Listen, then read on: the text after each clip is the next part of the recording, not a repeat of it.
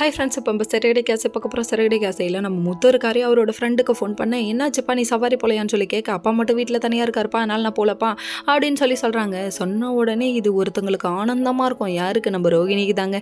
இந்த விஷயத்தை தெரிஞ்சுக்கணுங்கிறதுக்காக அவங்க அம்மா, அதாவது தாய்க்கிழவி, நீ ஃபோனை எடு, நீ விசாரின்னு சொல்லிட்டு அவங்கள்ட்ட என்னென்னமோ சொல்கிறாங்க.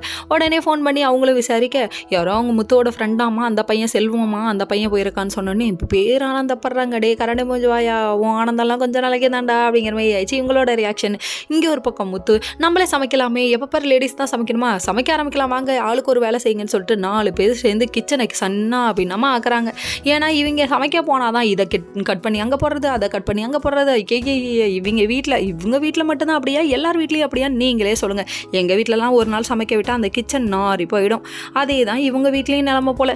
அதுக்கப்புறம் இவங்க சுத்தம் பண்ணி வச்சுட்டு நம்ம மனோஜ் ஒரு பக்கம் சமைக்க கற்றுக்கிட்டது தான் மிகப்பெரிய ஆச்சரியமே. வேலை செய்கிறாண்டா ஆச்சரிய குறி போடுறீங்க. அதுக்கப்புறம் கொண்டு வந்து டைனிங் டேபிள் வச்சுட்டு கமக்கப்பேன்னு வசம் வருது, சாப்பிட போகலாமான்ற போது வீட்டுக்கு விருந்தாளி வந்துட்டாங்க. உடனே விருந்தாளியெல்லாம் உட்கார வச்சு சாப்பிட வைக்க, இதை சாப்பாடு சூப்பர் பிரமாதம் அப்படி இப்படின்னு சொல்லிட்டாங்க. எல்லாத்தையும் அவங்களுக்கு போட்டிங்க. இப்போ நான் என்ன பண்ணுறது, எனக்கு வயிறு பச்சிக்குது, அம்மா பச்சிக்குது, அப்பா பச்சிக்குதுன்னு சொல்லிட்டு மனோஜ் ஒரு பக்கம் தெருன்னு முழிக்கிறாரு. ரவி ஒரு பக்கம் நான் செஞ்சு தரேன்னு சொல்லிட்டாங்க. அதுக்கப்புறம் இவங்களோட என்ஜாய்மெண்ட்டை பார்க்கணுமே, வேற லெவலில் இருக்குப்பா. இன்னொரு பக்கம் சத்யா இருந்துட்டு அவங்களோட வருங்காலத்தை கூட்டு போய், அதாவது டீ கடையில் உட்காந்து டீ குடிச்சிக்கிட்டு இருக்காராமா. யாரை சொல்கிறேன்னு புரியலையா, சிந்தாமணியோட பொண்ணு தாங்க.